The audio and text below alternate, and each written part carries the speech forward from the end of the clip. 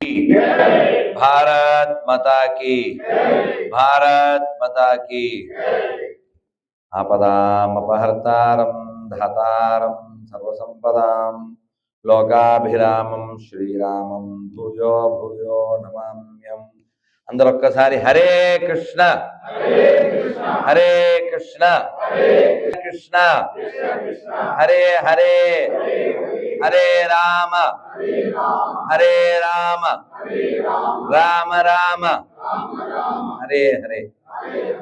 ముందుగా వేదిక పైన ఉన్నటువంటి పూజ్య స్వామీజీల యొక్క ప్రణామాలు అర్పిస్తూ ముందు ఉన్నటువంటి పెద్దలకు కూడా, ఎందుకంటే మనం సంఘం యొక్క స్పర్శని పొంది సంఘంలో సంఘ గంగలో మునిగినటువంటి వాళ్ళం. ఇక్కడ కొంతమంది మాత్రమే యువకులు ఉన్నారు, జంజీ మా బ్యాచ్. మరి కాదా కాదా ఆ అబ్బాయి చెప్పాడు 23 అన్నాడు, నేను 24 అన్నా. 24 అవర్స్ ఎనర్జెటిక్ గా ఫీల్ అయ్యే ప్రతివాడు 24. లేకపోతే తిరగేసి 0 పెట్టుకోండి, ఎవడొద్దన్నా. మీకు అర్థమైంది. సంఘంలో మనని షాక్ తీసుకురావడానికి అచ్చతెల్లో చెప్పాలంటే సంఘం నాకేస్తారు, కానీ మనలో స్పార్క్ పడతారు, అది వాళ్ళకి తెలుస్తుంది, తర్వాత జనాలకు తెలుస్తుంది. కంప్లీట్ సర్వీస్ పేరు చెప్పకపోతే ఇది కంప్లీట్ కాదు. ఆయన నా అల్లరిని బాగా భరించారు. మనం సూర్య నమస్కారాలు చేస్తే పాంచ్ చెప్పినప్పుడు ఆ పోస్టర్ మనకు తెలుసు, కానీ మన దబ్ అని పడిపోయాడు. అది నవ్వించకూడదు కదా, కానీ నవ్వించేసేవారు. పాంచ్ అనగానే ధామ్ అని పడుకునేవారు, అందరూ నవ్వేసేవారు.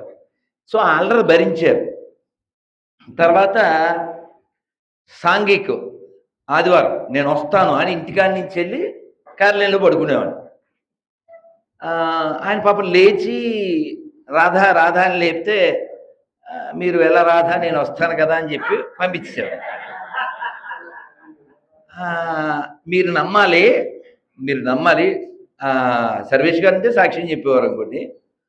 ఆయన వెళ్ళిపోయి సాంఘిక్ చూసుకుని వాళ్ళింటికి వీళ్ళింటికి వెళ్ళి గట్ట పని చేసి అన్నీ అయ్యి 10:30కి ఎప్పుడు వస్తే మనం అదే పోస్టర్. మీరు నమ్మండి, సర్వేష్ గారు ఒక్కరే సాక్ష్యం కాబట్టి ఇంకెవరు లేరు. ఆయన నన్ను లేపి వీళ్ళు లేవట్లేదని అగ్గిపుల్ల వెలిగించి అరికాలకి అందించాడు. అంత మొద్దులా ఉండేది. అయినా ఆయన నన్ను అలా బతిమాలుతూనే ఇంకోటి అలా లాక్కొచ్చేది. అయితే కాలంలో ఇప్పుడు నేను దీన్ని పడుకోమన్నా 4 గంటల కంటే ఎక్కువ పడుకోదు. ఇది ఒక పేపర్ చింపితే నా డిస్టర్బ్ అయిపోతుంది. సో కాలంలో మనలో స్పార్క్ పడతారే, ఆ పట్టిన వాళ్ళు ప్రేరణదాయకమైనటువంటి వారు మొట్టమొదట డాక్టర్జీ మనందరిలో ఉంది, మనందరినీ కలపగలము అని నమ్మారు. ఆ నమ్మకం కూడా నిజం చేస్తూ మనమంతా ఇంకా ఉన్నాం. దేశం కూడా అలాగే ముందుకెళ్తుంది. ఓ స్వయం సేవక యొక్క తపస్సుతో అలా ముందుకెళ్తుంది. ఇది వేరే ఇటలీ సేవకులకో ఇంకో ఇంగ్లాండ్ సేవకుల చేతిలోకి వెళ్ళిపోకుండా కాపాడుకోవాల్సిన బాధ్యత అయితే మన మీద ఉంది. మనం ఇంత చల్లగా కూర్చుని మాట్లాడుకోగలుగుతాం, అది స్వయం సేవక యొక్క కృషి నడుస్తుంది కాబట్టి. అయితే ఈ కార్యక్రమం, ఈ ఆలోచన చేసేందుకు ముందుగా మనం కరతాళధ్వనులకి మన స్వయం సేవకులు వ్యతిరేకులైనా కదే, కానీ మనం ఈ సంవేదన, ఈ ఆలోచన, దానికి మనం సదాశివ గారికి ఇవ్వాల్సిన, అసలు ఇంకా పచ్చి తెల్లో చెప్తే ఎవరిదాడు కడుక్కోలేని స్థితిలో ఉంటే ఇంకోళ్ళ గురించి ఆలోచించే పరిస్థితి, అది వెళ్ళిపోయిన వాళ్ళ గురించి అసలు ఆలోచించాం. నాకు ఇందాక ఎవరు మాట్లాడారు గుర్తులేదు, కానీ చాలా గొప్ప మాట చెప్పారు. 10 మంది కొత్త కార్యకర్తలు తయారవ్వకపోయినా పర్వాలేదు, కానీ ఒక పూర్వ ప్రచారకో కార్యకర్తో లేకపోతే స్వయం సేవకో మనకు దూరం కాకూడదు. మా గురు మహారాజు జయపతాక స్వామి మహారాజు క్రిటికల్ పొజిషన్లో ఉంది వారి శరీరం. వారు చెప్పారు, if you don't make devotee no problem, but don't create enemies. ఎంత గొప్ప మాట. కాబట్టి మనం సంఘం, మనం ఒక్కసారి సంఘంలోకి వచ్చామంటే మనం ఎప్పటికీ శాఖ వెళ్ళకపోయినా, ఏ కార్యక్రమానికి వెళ్ళకపోయినా మనం స్వయం సేవకులమే. సూర్యనారాయణరావుజీ నేను నేను రాంపండు అని పిలువబడే దోరేటి రామారావు ఒకే సమయంలో మేము ప్రథమ వర్షకి వెళ్ళాం. వెళ్ళినప్పుడు ఆయన ఓ పక్కకి నేను ఓ పక్కకి ప్రచారానికి వెళ్ళాం. అయితే నేను చాలా చిన్నోడిని, 16, 17. భాగ్య గారు ఎవరో పిలిచి ఇంటికి వెళ్ళిపో అన్నారు. ఇంటికి వెళ్ళిపోవడానికా? మీరు సినిమా చూసుంటారు దూకుడని, అది మొన్న కానీ నేను 92లోనే దూకుడు. ఒట్టుగా చెప్తున్నాను, సాక్ష్యం ఓలేటి గారు. మేము కార్యాలయంలో ఉన్నాం రాజమండ్రి. మా నాన్నగారు నన్ను తీసుకోవడానికి వచ్చారు. మధ్యాహ్నం భోజనం తర్వాత గుండ్రంగా కూర్చుని ఏదో చర్చ చేస్తున్నాం. మా నాన్నగారు వాళ్ళ ఫ్రెండ్ ఆ గుమ్మంలో ఉన్నారు. అంతే గుండె పొట్టలోకి వెళ్ళిపోయింది. నేను వెనక మెట్లు ఎక్కి మేడ ఎక్కేసాను. ఆ మేడ వెనక మేడ పక్క మేడ అలా 7-8 మేడలు దూకి, ఆయన దూకలేరు కదా, అలా దూకి ఎక్కడో మెట్ల కింద దాక్కున్నా. చీకటి పడ్డాక వచ్చాను. అలా ప్రథమ వర్షకి వెళ్ళాను. సూర్యజీ నన్ను ఇంటికి వెళ్ళిపోమని ఎవరో చెప్తే నేను వెళ్ళనంటే ఆయన దగ్గర తీసుకెళ్ళారు. ఆయన ముఖం గుర్తుందిగా, సింహంలా ఉంటుంది. ఆయన నా 2 చెవులు పట్టుకుని ఇలా ఢీ కొట్టి సంఘభూతం పట్టిందా అన్నారు. ఏమంటాను చిన్నోని ఇలా తలూపాను. అప్పుడు భాగ్యాన్ని పిలిచి ఈ పిల్లవాడిని ఎక్కడికన్నా ఒక సీనియర్ కార్యకర్త దగ్గర, ప్రచారక దగ్గర పెట్టినాను. అప్పుడు మోహన్జీ ఇక్కడే ఉన్నారు, అరకాల మోహన్జీ. ఆయన అరకాల, మేము ఇప్పుడు నరకాల. మోహన్జీ యొక్క ప్రభావం నా మీద చాలా ఉంది. ఆయన చూసేప్పుడు అంటే మా మైండ్లో ఏంటి, ప్రచారకాన్ని తెల్లబట్టలు వేసుకోవాలి అంతే. ఆయన పైజామా వేసుకున్నారు. నేను మొట్టమొదట సమతా వర్గంలో వెళ్ళినప్పుడు ఆయన మోహన్జీ ఒక గీతి పాడారు. నా హృదయంలో ఇప్పటికీ 36 ఏళ్ళు అయిపోయినా, 34 ఏళ్ళు అయిపోయినా అట్లే ఉంది. మాతృమూర్తి పదాల ముందర మోకరిల్లిన యువకులం, సాధన పదమందు నిలచిన స్వయం సేవకులం మనం.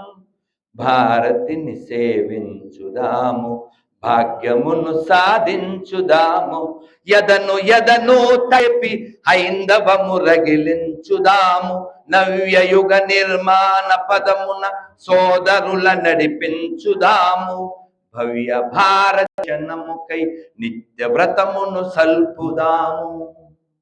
భారత్ మాతకి. నా బాగా గుర్తు, అప్పుడు మోహన్జీ వజ్రాసనంలో కూర్చుని ఈ గీత పాడారు. ఎవరు అనుకున్నాను కానీ అది నా హృదయంలోకి వెళ్ళింది. అలా ఎన్నో గీతులు. నేను ఇంట్లోంచి పారిపోవడానికి ప్రేరణ దేశపాండే గారు. ఆయన ఏం చేశారు, మా ఇంటి మేడ మీద ఓ చిన్న వర్గలా పెట్టారు, అపేక్షిత వర్గం. ఏమిటది, ప్రథమ వర్షకి. అప్పుడు గీత పాడారు. అలా హృదయంలో ఈ గీతుల ప్రభావం, సంఘం. నేను సంఘ గీతులు పాడి మీరు కొన్ని వినుంటారు కూడా. ఇది మన దేశం, ఇది మన దేశం, ఒక వేవులు వెళ్తుండది. అయితే వారి గీత పాడారు. అది కూడా రండి మన సంఘానికి, దండలేతము దండిగా జననికి, 3 లోకాల ముచ్చటైన తల్లి, వేడుకోనోళ్ళనో చేటి తల్లి, కూడుగుడ్డ బతుకు తెరువునిచ్చే తల్లి, శుభములీయంగా వచ్చినాది మళ్ళీ. రండి మన సంఘానికి, దండలేతము దండిగా జననికి. ఆ గీతు విన్నాక ఇంక ఇంట్లో ఉండకూడదు అనుకున్నా. అంటే ఎన్నిసార్లు సర్వీస్ గారు చెప్పినప్పటికీ కూడా అటు ఇటుగా ఉండేవాడిని. అంతే, బ్యాగ్ చదువు పారిపోయాను అనుకోండి, అది వేరే కథ. అయితే సంఘం పట్ల అలా అనురాగం అలా బలపడడానికి కారణం అప్పుడు ప్రారంభంలో 13, 14 ఏళ్ళు ఉన్నప్పుడు విన్నటువంటి పొంగి పొరలెను సంగ గంగా, హృదయ భారతి కనకనమ్మున, ఉద్భవించెను పూజ్య కేశవ, హృదయ కుహరమునందు గంగా. అసలు హృదయంలో అది అట్లా నిలిచిపోవడం వలన ఇలాంటి ఎన్నో సంగీతులు ఆ ప్రేరణదాయకం. నేను నిడదవోళ్ళలో ఉండి ఆ చాగల మండలం మోహన్జీ ఓ పక్క వెళ్ళేవారు, నేను సైకిల్ వేసుకుని అలా బ్రాహ్మణ గుడి చాగళ్ళు అలా వెళ్తూ, అప్పుడు మా గీతు నా బాగా గుర్తుంది, 92. వందనమో భారతమా, అందరము నీ వారమమ్మ, మేమందరము నీ వారమమ్మ. వ్యక్తిలో దేశభక్తికయమౌ సంఘటిత శక్తికై ఆజీవనము సాధన చేసిన కేశవునకు అనుచరులమమ్మ, అందరము నీ వారమమ్మ, మేమందరము నీ వారమమ్మ. ఇలా ఎన్నో మన మీద ప్రభావం చూపించినటువంటి సంఘ గీతులు ఉన్నాయి. అయితే మనం ఇప్పటిదాకా ఇలా కంటిన్యూ అవడానికి కారణం, ఇందాక వారు చెప్పారు ఇక్కడ అన్ని సింహాలే కనపడతాయి, గొర్రెలు కనపడట్లేదు. నేను మనసులో అనుకున్నాను, గొర్రెలు బయట ఉంటాయి, ఎక్కడ ఎందుకుంటాయి కదా. డాక్టర్ చెప్పిన స్వయమేవ మృగ బట్టి మనం అందరూ సింహాలమే, అనుమానం లేదు. పులి కడుపున పులి అన్నట్లుగా డాక్టర్జీకి మనం వారసులం, సింహాలలాగే ఉంటాం.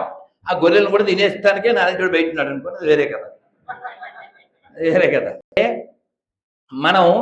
మన ఎప్పుడు మన హృదయాలకి ఎప్పుడు కూడా ఎమోషన్గా మనం కనెక్ట్ అవుతాం. డాక్టర్జీని మనం చూడకపోయినా, గురుజీని మనం చూడకపోయినా, వాళ్ళతో మన బంధం ఏమిటంటే తత్వబంధం. వారు దేశం కోసం జ్వలించారు, దేశం కోసం తప్పించారు, ఈ దేశం కోసం వారు జీవించారు, మరణించారు.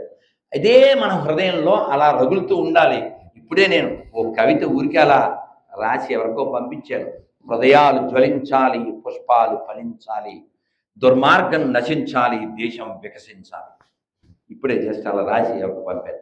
అయితే మన హృదయాలన్నింటిలో, మన హృదయాలందరిలోనూ కూడా ఈ దేశం పట్ల, ధర్మం పట్ల ఏదో ఎంతో చెయ్యాలని తపనుంది. మధ్య మధ్యలో ఏవేవో కారణాల చేత సంఘం నుంచి మనం పూర్తి సమయ కార్యకర్తలుగా కాకుండా పక్కకి వెళ్ళిపోయి ఉండొచ్చు. సో మాలాంటి వారు ఇలా కూడా కనపడచ్చు, మీరు ఇలా కనపడకపోవచ్చు. కానీ మీ అందరిలో కూడా ఎంతో వైరాగ్యం ఉంది, ఎంతో తత్వం ఉంది, ఎంతో భావం ఉంది, ఎంతో ప్రేమ ఉంది చెయ్యాలి అని. అందుకే ఒక పిలిపిస్తే సదాశివ గారు సదా మీ సేవలో అన్నట్టు మనం అంతా వచ్చాం. అది చిన్న విషయం కాదు. వారిది సంవేదన, మన అందరిది వారికి నివేదన. ఎందుకంటే వారి ఆవేదన, వారి ఆరాధన. అందుకని మనం వారి కాదు, మన యొక్క ఈ సంవేదన ట్రస్ట్కి మేము కొంత మద్దతుగా ఒక 50,000 రూపాయలు దీన్ని సమర్పిస్తూ ఉన్నాం. ఇలా మనం ఎందుకు సమర్పించాలి, మనం ఏం చేయగలం, చేయగలిగేవాడు పని ఇందాక చెప్పారు కదా, ఒక కార్యకర్తను నువ్వు చూసుకుంటే కార్యకర్త తన కార్యాన్ని చేస్తాడు. అవును కదా. నేను మా అసిస్టెంట్లకి అరుస్తాను అని వాళ్ళకి తెలుసు, అరవకుండా ఉండడానికి కావాల్సిన ఏర్పాట్లు ఎన్ని చేస్తాను. నాకు కోపం వస్తుందని నాకు తెలుసు కాబట్టి నాకు కోపం రాకుండా ఉండడానికి కావాల్సిన అన్ని ఏర్పాట్లు చేస్తా. అందుకని వాళ్ళకి ముందే చెప్తాను, తేడా వస్తే అరుస్తాను, మీకు తెలుసు కదా. సో కాబట్టి విషయం ఏంటంటే, మనం పని చేసేవాడికి ఆ ఏర్పాట్లు మనం చెయ్యాలి. అప్పుడు వాళ్ళు పని ముందుకు తీసుకెళ్తారు. ఇప్పుడుండే పరిస్థితుల్లో మనకు తెలుసు. ఇందాక వారు ఏం పేరు సార్, ఎల్లో శ్రీనివాస్ గారు వారు చెప్పారు కదా, ఒక రోహింగ్యా వస్తే అందరూ సపోర్ట్ చేస్తారు. వాడు ఎవడైనా సరే వాడు కేవలం మా జాతి అని సపోర్ట్ చేస్తారు. మనమేమో ప్రతిభాన్ని దువ్వాల్సి వస్తుంది, ఏదో దొంగనవు నవ్వాల్సి వస్తుంది.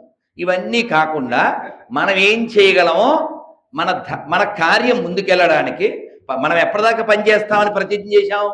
పతత్వేషకాయో, ఇది కదా మన ప్రతిజ్ఞ. కాబట్టి మనం ఈ శరీరం పడేదాకా పని చేస్తూనే ఉంటాం. సంఘంలో మనం ఉన్నావా లేదా, మనలో సంఘం ఉంది, మనలో ఉందా లేదా, కాబట్టి మనం పని చేస్తూనే ఉంటాం. అది ఏ పేరుతో అయినా పర్వాలేదు. మొన్న హిందూ సమ్మేళనం ఎక్కడ ఆర్ఎస్ఎస్ అని పేరు పెట్టారా, పెట్టకపోయినా పని అయితే ఆర్ఎస్ఎస్గా. కాబట్టి మనం ఏ క్షేత్రంలో ఉన్నా సరే మన క్షేత్రం చావకుండా మనం పని చేస్తూనే ఉంటాం. గొంతు ఇవ్వగలరా, ఇవ్వండి. చేత్తో ఇవ్వగలరా, ఇవ్వండి. జేబులోంచి ఇవ్వగలరా, ఇవ్వండి. ఏ విధంగా అయినా సరే మనం సేవ చేయాలి, ఈ దేశాన్ని సేవ్ చేయాలి. ఈ రెండు చేయాలి. చేస్తేనే మనం ఉంటాం, మన వచ్చే తరాలు ఉంటాయి. ఎందుకంటే ఇంతమంది లక్షల మంది, కోట్ల మంది త్యాగాలు, బలిదానాలు వ్యర్థం కాకూడదంటే వచ్చే తరానికి మనం అర్థం కావాలి. అర్థం కావాలంటే అర్ధగంట మనం కూర్చోబెట్టాలి. మనం షాక్కి వెళ్ళకపోతే సంఘం ఉండదు. అలాగే ఇంట్లో కూడా మనం వారానికి ఒకరోజు మనం కూర్చోవాలి. సంఘభావం వాళ్ళకి పట్టాలి. వాళ్ళకి పట్టాలంటే మనం వాళ్ళతో డిస్కస్ చేయాలి. ఎవడు కాడు ఎవడ గిరివాడికి తీసుకుని వెళ్ళిపోతున్నారు. మీ అందరికి ఒక చిన్న సలహా ఏమిటంటే, మీకు తెలియదని కాదు, మీరందరూ పెద్దవాళ్ళే, మీ అనుభవంతో మీ వయస్సులతో కూడా నేను చిన్నవాడిని అయినప్పటికీ కూడా మీరు ఎక్కడికి వెళ్ళినా ఓ పుస్తకం పట్టుకుని వెళ్ళండి. ఉదాహరణకి ఇదే బుక్ మీరు ఫ్లైట్లో కూర్చుని చదువుతున్నారు, మీరు రైల్లో కూర్చుని చదువుతున్నారు, మీరు విమానంలో కూర్చుని లేదా బస్సులో కూర్చుని ఏదో ఒక బస్ స్టాండ్లో కూర్చుని చదువుతున్నారు. మీరు చదవడం అనే యొక్క ప్రభావం ఇతరుల మీద పడుతుంది. ఇప్పుడు నన్ను సంఘానికి లాక్కొచ్చినా ఇస్కాన్కి తీసుకెళ్ళినా కేవలం పఠనమే చాలా ప్రధానమైంది. మాకు ప్రభుపాదుల వారు ఇస్కాన్లో చెప్పారు, బుక్స్ ఆర్ ద బేసిస్. అందుకని మీరు చదవడం అనేది ఇప్పుడు ప్రతి వాడికి ఒకే బుక్ తెలుసు, ఏంటిది? జుకన్బర్గ్ ఇచ్చిన బుక్. ప్రతి ఫేస్కో బుక్, ఫేస్బుక్. ఈ బుక్ కాకుండా మన బుక్కులు మనం పట్టుకెళ్ళాలి. ఇంత ఈ దిక్కుమాలినటువంటి ఈ కలియుగంలో కూడా వాడు అక్కర్లేని బుక్కులు పట్టుకుని లుక్కులు చూసుకుంటూ ప్రతి దిక్కుకి వెళ్తున్నాడు దిక్కుమాల వెతవడం. అవునా కదా? అవునా కదా? ఇంత వాల్యుబుల్. మనం సంఘ గీత మీకు తెలుసు, 92లో నేను నిడదవోలు నుంచి విజయవాడ కార్యాలయానికి వెళ్ళిన తర్వాత అప్పుడు సైకిల్ వేసుకుని మళ్ళీ అక్కడ తిరుగుతూ అక్కడ గీత ఉండేది, మీకు తెలుసు. అదేంటిది? రాముడి కన్నా భారతి నీది, చేతనుగన్నా పవిత్ర భూమి, ఆంజనేయుడు లక్ష్మణ భరతులు ఆదర్శములు నీకురా, ఆ చందార్కం ఆదర్శం వది రామాయణమని చాటాలో, రఘురాముని చరితం నాదనవో, పుష్యమిత్రుడు తంత్యాతోపే రుద్రమదేవి ఝాన్సీ రాణులు, సువర్ణ పుటలతో చరిత్ర నింపిన భారతి బిడ్డలు వారనవోయ్, వారంతా నా వారనవోయ్, మనదేనోయ్ భారతదేశం, భారతదేశం మనదేనో. కాబట్టి ఈ దేశాన్ని, ఈ ధర్మాన్ని, ఈ సంస్కృతి కళల్ని, మన తల్లుల్ని, మన పల్లెల్ని, మన పిల్లల్ని, వీళ్ళందరినీ, మన గ్రంథాలని అన్నింటినీ కాపాడుకోవాలంటే సంఘం బలంగా ఉండాలి. సంఘం బలంగా ఉండాలంటే మన ఏ స్థాయిలో ఉన్నామో ఆయా స్థాయిలో మనం చేయగలిగేది చేస్తూనే ఉండాలి, చేరవేస్తూనే ఉండాలి. లేకపోతే శాస్త్రంలో చెప్పినట్టు ఒక్క శ్లోకం చెప్తాను, మీరు ఆ శ్లోకం చెప్పేయండి. అది చెప్పడానికి ముందు ఒక్క సరదా సంఘటన చెప్పేసి నేను ముగిస్తాను. ఎందుకంటే ప్రయాణం ఉంది కాబట్టి చాలా సంతోషంగా ఉంది, ఉద్విగ్నంగా ఉంది, ఉల్లాసంగా ఉంది. ఇలా మాట్లాడుతుంటే సమయం తెలియకుండా వెళ్ళిపోతుంది. అది సరదాగా మీతో పంచుకోవాలనుకుంటున్నా. ఊరికే తెలంగాణ ఎక్స్ప్రెస్ రైలు ఎక్కాను.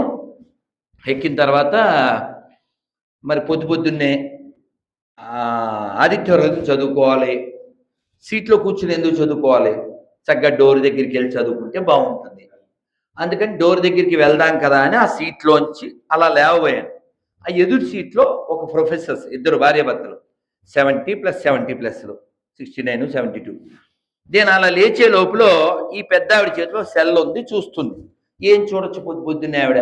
నర్తంశాల, ఘంటసాల, వంటశాల కాదు, ముసల్దే కానీ సబ్జీ తిని పబ్జీ ఆడుతుందండి. చాలా కోపం వచ్చింది నాకు. ఏం చేస్తున్నారు మీరు అన్న అంటే ఆవిడంది, ఆగ్రహించకండి, పెళ్ళికి ఆగ్రా దాకా వెళ్తున్నాం, అందుకని టైం పాస్ అన్న. నేను అప్పటికి మౌనంలో లేను కదా, మరి బ్రేక్ అయిపోయింది కాబట్టి ఆవిడకి బ్రేక్ అయిపోయి షేక్ అయిపోయేలాగా నేను అన్నాను, ఏంటి టైం పాసా? మీ త్వరలో పాస్ అయిపోతారు. ఇంగ్లీష్లో చెప్పా సస్తామని. నిజమే కదా? నిజమేనా కదా? ఇప్పుడు మనం నేను అప్పుడు చెప్పినటువంటి మాటకి ఓ శ్లోకం చెప్పాను. అందరి శ్లోకం చెప్పేస్తే నేను చెప్పండి అందరూ. కాలక్షేపో న కర్తవ్యం క్షీణమాయు దినే దినే యమస్య కరుణా నాస్తి ధర్మస్య త్వరితగతి. దీని అర్థం ఆవిడతో చెప్పాను, మీదే చెప్తున్నాను. కాలాన్ని అర్థం చేయకండి, ఎందుకంటే ఆయుర్దాయం రోజు కొంచెం కొంచెం కరిగిపోతుంది. యముడికి అస్సలు దయ ఉండదు. యమస్య కరుణా నాస్తి ధర్మస్య త్వరితగతి. అందుకని మనం ఏం చేయాలనుకున్నామో, ఏం చేయగలమో, మనం రేపు లేస్తామని గ్యారంటీ లేదు కాబట్టి ఏం చేస్తామన్నదే గ్యారంటీ. కాబట్టి అది చేసేసి, ఏదో డాక్టర్జీ చెప్పారే, యాచ దేహి యాచ డోల, ఈ కన్నులతో ఈ శరీరంతో పరమ వైభవ స్థితిని నేను గాంచుతాను అన్నారు. అది వారి ఆశ, వారి శ్వాస ఉన్నంత వరకు. కాబట్టి అంత స్థాయిలో ఎంతకు కొంత స్థాయిలో మనం చేయగలిగేది చేసి మన ఎవరైతే పూర్వ ప్రచారకులు ఆ ఇబ్బందులు పడే వాళ్ళలో గంధం వాసు గారు మాకు తెలుసు అని తెల్ల కాగితం చాలా ఇబ్బందులు పడ్డారు, పడుతున్నారేమో కూడా, ఇంకా కంటిన్యూ నాకు తెలియదు. అందుకని ఎవరైతే సంఘం కోసం పనిచేసి వెళ్ళిపోయారు, సంఘం కోసం పనిచేసి వెళ్ళిపోయి ఇంకా సింగల్లా ఉంటే ఇందాక ఆ సారి చెప్పినట్టు ఆ సింగాలకి మనం ఏమీ హెల్ప్ చేయక్కర్లేదు. అదే సంఘంలోంచి వెళ్ళిపోయిన సింగాలకి మనం ఏమీ హెల్ప్ చేయక్కర్లేదు. కానీ సంఘంలోంచి వెళ్ళిపోయి వాళ్ళు ఇప్పుడు పద్మనాభం గారు ఉన్నారు, కాలం చేశారు, అఫ్కోర్స్ వాళ్ళు చదువుకున్నారు, పిల్లల్ని చదివించారు, they survive neatly is going on. So కానీ చాలా చోట్ల ఆ పరిస్థితి ఉండదు. కాబట్టి మనం ఏం చేయగలమో అది చేద్దాం, సంఘంలో ఉండి చేద్దాం, సంఘం వెలుపలా చేద్దాం, సంఘంలోంచి వెళ్ళిపోయిన వాళ్ళకి చేద్దాం. మనం మన ధర్మాన్ని నిర్వర్తిద్దాం, ఈ దేశాన్ని ధర్మాన్ని కాపాడుకుందాం. భారత్ మాతాకి, భారత్ మాతాకి వందే వందే వందే, జై శ్రీరామ్. ఒక సలహా సూచన సదాశివ గారికి, ఇది చాలా మంచి కార్యక్రమం, మంచి ఏ అనుమానం లేదు. కానీ మీరు ఎంతమంది వస్తారో మీకు తెలుస్తుంది కాబట్టి తలకాయకి 3 నిమిషాలు, తలకాయకి 5 నిమిషాలు లెక్కలు వేసుకుంటే అప్పుడు 2 సెషన్లు పెట్టి, అంటే అందరి హృదయాల్లో ఏదో చెప్దామని ఉంటుంది కదా. అవునా? నాకు ఏంటి ఒకటి వచ్చిందంటే, ఈ చెప్పేవాళ్ళ పాప అందరికీ లోపల ఏముంటుంది, చెప్దాం ఉండదు, పోసేద్దామని ఉంటుంది. అవునా కాదా? నేను చెప్పింది అవునా? If you care they want to pour, if you want stop they don't care. మరి ఇందా జరిగింది, గోశాల వారు మీసాలు ఎత్తలే, మరి వస్తుంది ఎవరికైనా. ఎందుకంటే మీరు అందుకని సదాశివ గారు మీరు ఈసారి హృదయావిష్కరణ అని పెట్టండి. అదైందా? పొద్దున్నుంచి పెట్టేసి ఏమన్నా అందరూ 5 నిమిషాలండి బెల్ల కొడతామని చెప్పండి. అప్పుడు వాళ్ళ దిల్లులో ఉన్నదంతా బెల్ల కొట్టేదాకా చిల్లు పడేలా చెప్పేస్తారు, థ్రిల్గా ఉంటుంది. సో హృదయ నేను ఇంకా మంచోండి, చూసారా కమలానంద స్వామీజీ. సో కాబట్టి మనం ఇలా ఆనందంగా ఉంటూ సమాజానికి ఆనందం ఇవ్వాలి. ఎందుకంటే వేదంలో చెప్పారు, ఆనందమయోభ్యాసాత్. ఆనందంగా ఉండడం మన హక్కు అండి, ఆనందంగా ఉండడం మన హక్కు. అదే నేర్పించింది మన బుక్కు, కానీ మనం వేయట్లేదు లుక్కు, అందుకే రావట్లే కిక్కు. అందుకని మీరు ఒక్క ఆఖరి మాట ఏంటంటే, మనకి తిరుమల స్వామివారి యొక్క ఆ స్వామివారి గర్భగుడిని ఏమని పిలుస్తాం? నిలయం. అవునా? అలాగే కాశీదేవుని పిలుస్తాం ఆనందవనం. శివకేశవులు ఆనందంగా ఉంటారు, మనం వారి యొక్క వారసులం, కేశవుడికి వారసులం. కాబట్టి కేశవునకు అనుచరులమమ్మ, అందరము నీ వారమమ్మ. కాబట్టి ఇందాక పిల్లవాడు మా జంజీ చెప్పినట్లుగా ఒక్కింట్లో తినేవాడికి నీకు అంతుంటే ఇన్నిళ్ళలో తినేవాడికి ఎంత ఉంటుంది? మాది మామూలు మాట అది కాదు కదా. సైకిల్ వేసుకుని మోహన్జీ పొద్దున చెప్పేవారు నిడదవల్లో, సాయంత్రం ఏమో అది రాంపండి చెప్పేవాడు. అలా ఒక్కొక్క ఇంటికి వెళ్ళడం పెద్ద అనుభూతి ఏమిటంటే చిత్రలహరి. అది మాకు భోజనానికి అదనపు అది కూడా వడ్డన. అది ఎక్కడ అనుకుంటున్నారు? శ్రీనివాస్ ఇంట్లో. అది పెద్ద థ్రిల్ అన్నమాట. సో ఒకసారి మోహన్జీకి అబద్ధం చెప్పాను నేను. అయితే ఎందుకు చెప్తున్నా అంటే, మనతో ఉన్నవాళ్ళు ఏం చెప్పాను, ఆయన నన్ను అడిగారు, పురుషోత్తపట్నం వెళ్ళి ఇలాగ రక్షాబంధం చెప్పావన్నారు. నేను నిజంగా చెప్పలేదు, ఆయనతో మనం చెప్పాను అని అబద్ధం చెప్పి సైకిల్ ఇస్తున్నా చెమటలు కక్కేలో తొక్కుని వెళ్ళిపోయి అప్పుడు చెప్పొచ్చా. మోహన్జీకి తెలిసిపోయి నా చేయి పట్టుకుని, అసలు ఉండేదే మన ఇద్దరం కదా, నాకే అబద్ధం చెప్పేసారు, మనమే ఇలా ఉంటే ఎలాగా అని ఎప్పుడు నేను చెప్పేది 92 చూసారా. కాబట్టి మనం అందరం అలా హృదయాలని ఆవిష్కరించుకుంటూ కమలానంద స్వామి చెప్పినట్టుగా హృదయ ప్రవాహం చేస్తూ ఈ సంతోషాన్ని ప్రతి 6 నెలలకు 3 నెలలకు మళ్ళీ కలపాలని, మాకు తెలపాలని గారికి సదా విన్నవించుకుంటూ భారత్ మాతాకి. అలాగే మీ అందరికీ తినే ప్రసాదం ఎలాగా సదాశివ గారు మా పండ్రీనాథ్ గారు పెడతారు. ఇది హేమంత్, ఇది స్వామీజీకి మాత్రం నేను చూపిస్తాను. ఇది పూరి జగన్నాథ్ స్వామివారి మీద కప్పినటువంటి వస్త్రం. దీన్ని ఒక్కసారి ఆఘ్రానిస్తే ఆ ప్రసాదం మీరు ఆనందిస్తారు. ఇది మీకు భారత్ మాతాకి స్వస్తి. ధన్యవాదాలు జీ, ధన్యవాదాలు. మరి స్వామివారికి స్వామివారి మీద వేసిన వస్తాం ఆస్వాదించి ధన్యవాదాలు జీ. మేము బయలుదేరుతాం, అన్నిదా భావించే మళ్ళీ కలుస్తాం జీ. జీ జీ ధన్యవాదాలు జీ. అక్కడ ఇంకో పెళ్లి వెళ్ళకపోతే